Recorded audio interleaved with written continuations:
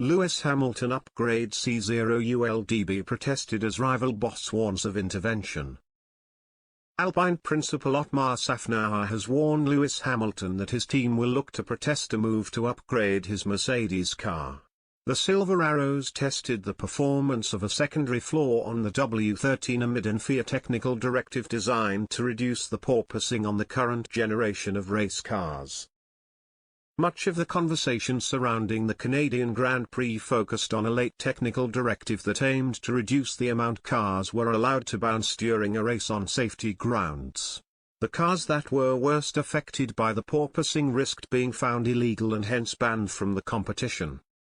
Mercedes have been one of the biggest strugglers from the issue this season, which has caused seven-time world champion Hamilton to suffer from severe back pain during some races. When the directive was announced, the Brackley-based team tested the performance of a secondary floor, also known as a stay, during FP1 and 2 to try and keep the car stable. However, this attracted outrage throughout the rest of the paddock, with only Mercedes able to run the stay. Alpine boss Szafnauer was particularly outspoken on the Mercedes development and suggested that other teams could protest against its use. "It could very well be that we shouldn't be running this in qualifying in the race," the Romanian explained. "If teams have brought those stays, I would imagine they could be perhaps looked at after and protested. It's against the regulation as it stands today. We definitely don't have one. And unfortunately, if you do have an extra stay, you can run the car lower and stiffer, and gain some advantage." Mercedes did not attempt to run the secondary floor after second practice, as the team found it made little difference to the car's performance. The team hence looked to other options in order to solve the issue.